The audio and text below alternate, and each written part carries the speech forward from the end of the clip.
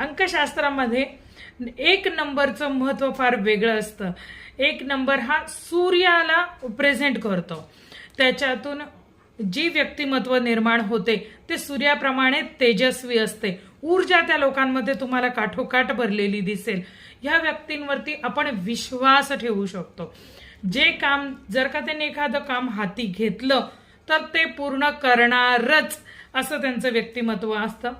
तसे वरवर पाहता तुम्हाला ते कठोर वाटतील, शिस्तप्रिय जरूर असतात, पण तितकेच ते मायाळू, प्रेम करणारे. घरामध्ये जर का एखाद्याचा जन्मांक किंवा मूलांक किंवा आपण भाग्यांक 1 असतो, ती व्यक्ती ही प्रेम देणारी सुद्धा असते.